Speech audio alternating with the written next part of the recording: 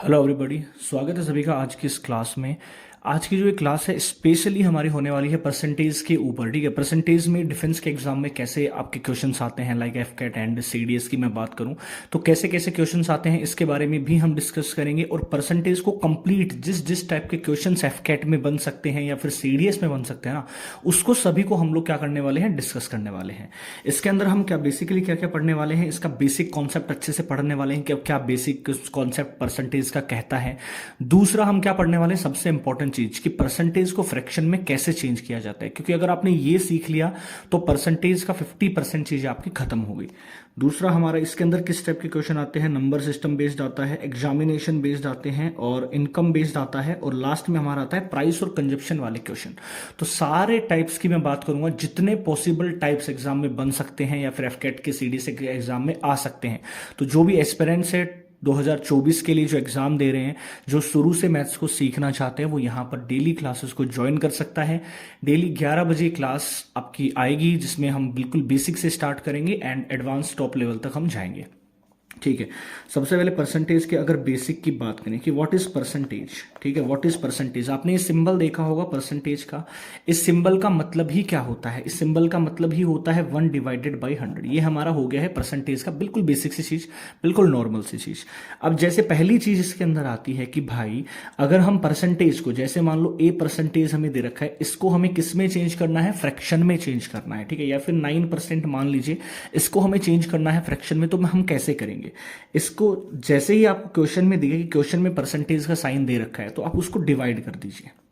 ठीक है, ये हमारा हो गया फ्रैक्शन में। और हमें अगर फ्रैक्शन को चेंज करना हो परसेंटेज में, यानी कि अगर क्वेश्चन में परसेंटेज गिवन होता है देन हम डिवाइड करते हैं, परसेंटेज निकालना होता है देन हम मल्टीप्लाई करते हैं। किससे, 100 से। सेम ऐसा ही लॉजिक है। तो 5 को इससे करेंगे 20 तो 40% आंसर आ जाएगा।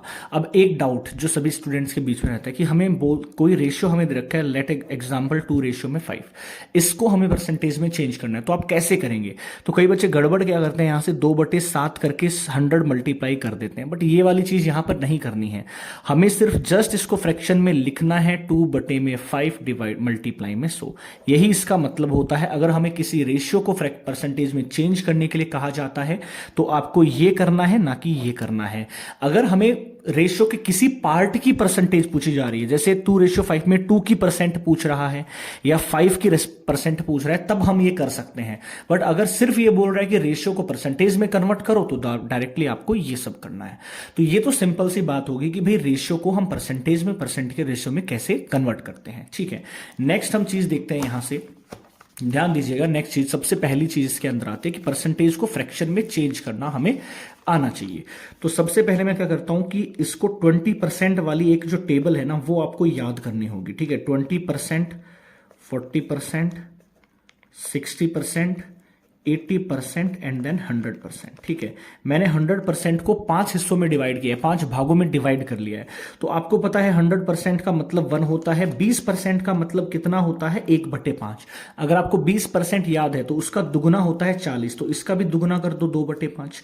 इसका 3 गुना होता है 60, तो 3 गुना कर दीजिए। और इसका 4 गुना होता है तो 4 गुना कर दीजिए, और 5 गुना में एक आ ही जाएगा। तो एक तो आपको ये याद रखनी पड़ेगी, अपने माइंड में रखना पड़ेगा। अगर आपको परसेंटेज अच्छे से क्रैक करना है तो आपको मन में रखना पड़ेगा।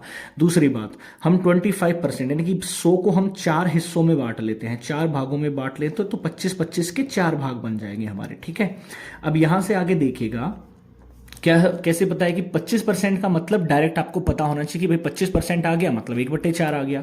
इसका दुगना होता है तो इसका दुगना करेंगे तो कितना आ जाएगा, 1/2 आ जाएगा। इसका 3 गुना करिए, इसका 3 गुना करेंगे तो 3/4, और 100% का मतलब 1 होता है।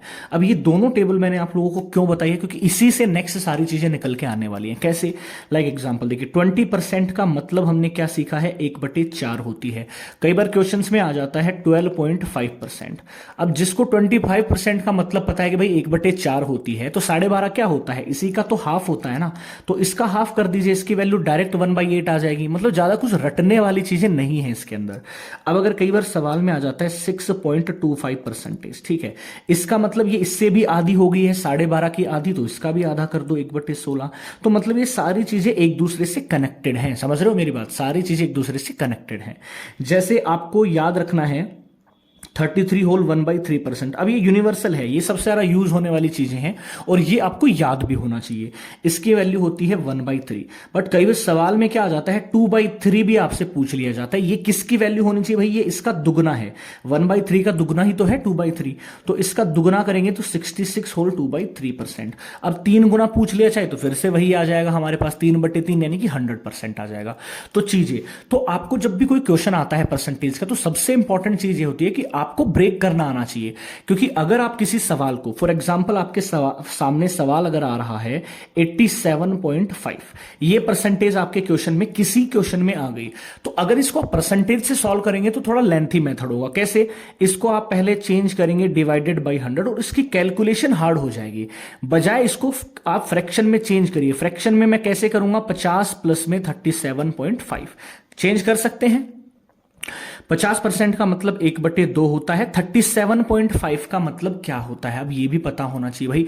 37 क्या होता है, 25 प्लस में 12.5, ये भी आपको पता होना चाहिए।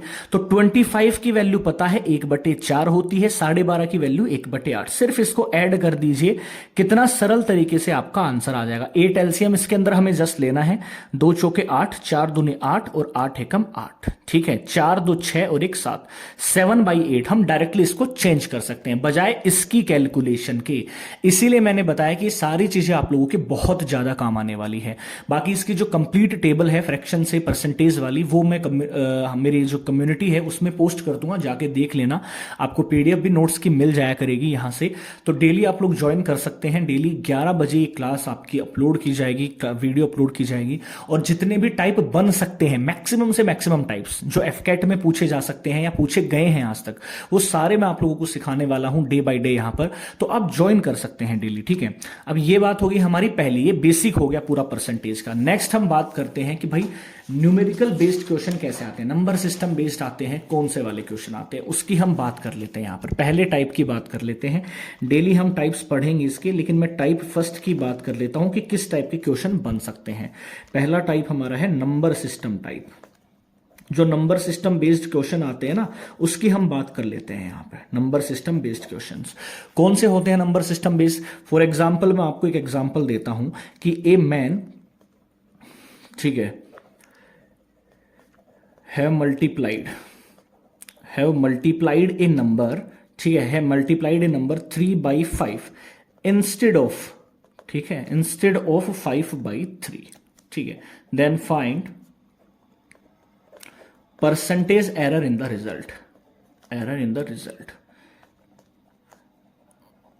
ठीक है। ये वाले इस टाइप के क्वेश्चन की मैं बात कर रहा हूं जो नंबर सिस्टम बेस्ड आते हैं। मतलब इसका मतलब क्या हुआ भाई, a man have multiplied a number 3/5, एक व्यक्ति ने 3/5 से किसी नंबर को मल्टीप्लाई करना था, ठीक है, कर दिया है। इंस्टेड ऑफ 5/3, मतलब करना किससे था, 5/3 से, लेकिन कर किससे दिया है, 3/5 से कर दिया है। देन फाइंड परसेंटेज एरर, कि रिजल्ट के अंदर एरर कितना आया है वो हमें यहां से बताना है। तो ध्यान दीजिएगा कैसे हम करेंगे यहां से। इसका अप्रोच सबसे इजी बता रहा हूं, सबसे इजीएस्ट अप्रोच है। किसी भी एग्जाम में, अगर कंपटीशन एग्जाम में आता है तो आप इजी अप्रोच कर सकते हैं। मतलब मान लो वो नंबर n है, अब इस नंबर को उसने कितने से कर दिया है, 3/5 से, बट करना किससे था, 5/3 से करना था। अब गैस करोगे कि भाई वो नंबर कौन सा होगा, ठीक है, क्योंकि कई बार एग्जाम में नंबर भी पूछ लिया जाता है कि व्हाट इज दैट नंबर। तो नंबर भी पता करना हो या फिर परसेंटेज एरर कितना आया है, एरर कितना आया है, वो सब पता कर सकते हैं।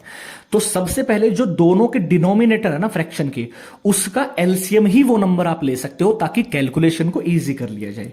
तो 5 और 3 का एलसीएम होता है 15, ठीक है भाई। तो यहां से इसको काटिए, 5 3 15, इसको काटिए, 3 5 15। ये हमारे पास कितना आ गया है, 3 3 9, ये हमारे पास आ गया है 25। अब देखो कितना एरर आया हमारे पास। रिजल्ट कौन सा आना चाहिए था, ये वाला आना चाहिए था, ये करेक्ट रिजल्ट आना चाहिए था, लेकिन हमने मिस्टेक कर दिया ये वाला। इन दोनों में डिफरेंस कितने का है, 16 का डिफरेंस है। हमेशा डिफरेंस या परसेंटेज निकाली जाती है वो रियल वैल्यू पे निकाली जाती है, मतलब ओरिजिनल आंसर, करेक्ट आंसर पर। तो 16 का डिफरेंस है, अपोन में 25 आ गया, गुना में 100, 25 चौके 100, 16 चौके 64, 64% आंसर। तो जब भी इस तरह के सवाल आते हैं नंबर सिस्टम के बेस सवाल, तो आप इसी तरह से अप्रोच करना। आप इसको कोई और नंबर भी लेके कर सकते हैं, ठीक है, किसी भी और नंबर को लेके कर सकते हैं, बट मैं कहूंगा डिनोमिनेटर का आप क्या लीजिए, एलसीएम लेके करिए, आपको बहुत ज्यादा इजी हो जाएगा, ठीक है, बहुत ज्यादा इजी हो जाएगा, बहुत इजी अप्रोच। तो ये इसका टाइप नंबर 1 है कि इस टाइप पर परसेंटेज से सवाल आ सकते हैं एफकेट और सीडीएस के एग्जाम में। नंबर 2 टाइप की मैं बात करता हूं, इनकम बेस्ड सवाल। टाइप नंबर 2 की हम बात करते हैं इनकम बेस्ड क्वेश्चंस। जो इनकम बेस्ड क्वेश्चन होते हैं, इनकम बेस्ड क्वेश्चन होते हैं। अब इनकम बेस्ड कौन से क्वेश्चंस होते हैं, देखिए मैं बताता हूं। जैसे इनकम हमारा जो होता है ना, कोई भी हम अगर कमा रहे हैं कुछ भी, उसके अंदर से अगर हमने एक्सपेंडिचर माइनस कर दिया, एक्सपेंडिचर क्या होता है, खर्चा, तो किसके इक्वल आता है वो, सेविंग के इक्वल आता है, समझ रहे हो, सेविंग के इक्वल आता है। मतलब अगर हमने इनकम के अंदर से जितना हमने कमाया उसमें से एक्सपेंडिचर खर्चा निकाल देंगे तो सेविंग आ जाएगा हमारा। पूरा इनकम और एक्सपेंडिचर इसी पर बेस्ड सवाल है, ठीक है।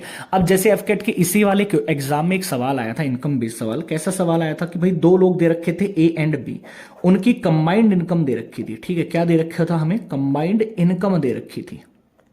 कितनी दे रखी थी, 40,000 रुपए। दोनों मिलकर 40,000 कमाते हैं और ए जो है वो कितना स्पेंड कर देता है, 85%। स्पेंड का मतलब खर्चा कर देता है अपनी इनकम का, और बी कर देता है 95% ऑफ हिज इनकम स्पेंड कर देता है। और क्वेश्चन में दे रखा था सेविंग सेम है दोनों की, दोनों सेविंग सेम रुपए बचाते हैं। तो बताइए इनकम ऑफ ए क्या होगी और इनकम ऑफ बी क्या होगी। अब ऐसे क्वेश्चंस को बस ये रिलेशन जरूर ध्यान में रखना है कि भाई इनकम माइनस एक्सपेंडिचर बराबर हमारे पास सेविंग होता है। अब ध्यान देना था इसके अंदर कि अगर ये 85% अपनी इनकम का उड़ा देता है तो उसने सेविंग कितना की है, ए ने 15% सेविंग की है अपनी इनकम की। अब किसकी इनकम की, तो अगर मैं ए की इनकम यहां से एक्स मान लू और बी की कितनी हो जाएगी, 40,000 माइनस एक हो जाएगी। सिंपल सा लॉजिक है। तो यहां से देखो ये एक्स का 15% बचा लेता है, एक इनकम एक्स थी तो एक्स का 15% बचा लेता है। ऐसे ही बी कितना बचाएगा, 95 उड़ा रहा है तो 5% बचाएगा। अब ये 5% किसका आ जाएगा भाई, 40,000 माइनस एक्स का। बस इन दोनों को यहां पर इक्वल रखना था। क्यों, क्योंकि सेविंग दोनों की बराबर है। तो मतलब हमें क्या कैलकुलेशन करनी थी इस सवाल में, 15% ऑफ एक्स बराबर क्या आएगा, 5% ऑफ 40,000 माइनस एक्स। यहां से हमें x की वैल्यू निकालनी थी। अगर x की वैल्यू आ गई तो 40,000 माइनस एक्स करके दूसरे की इनकम भी हम निकाल सकते हैं। तो ये वाला सवाल अभी अभी 2023 के एग्जाम्स में जो एफकेट 2 का एग्जाम हुआ है उसके अंदर भी पूछा गया है। तो इनकम बेस्ड सवाल भी आते हैं, ठीक है, ध्यान रखिएगा परसेंटेज में। तो ये 2 टाइप्स थे, मोस्ट इंपॉर्टेंट टाइप्स थे जो परसेंटेज के थे। बाकी जो इसके बचे हुए 4 टाइप है उसको हम कल की क्लास में देखने वाले हैं। तो अगर ये समझ में आया तो लाइक शेयर जरूर कर देना सभी बच्चों से, क्योंकि धीरे धीरे क्लासेस को हम और लॉन्ग करते जाएंगे, जैसे 1 आवर की, हाफ एन आवर की, ताकि हम प्रैक्टिस भी करेंगे। तो डेली आप 11 बजे यहां से ज्वाइन हो सकते हैं। कोई भी क्वेरी हो आप कमेंट करके मुझे बता सकते हैं। मिलते हैं कल क्लास में। जय हिंद, जय भारत।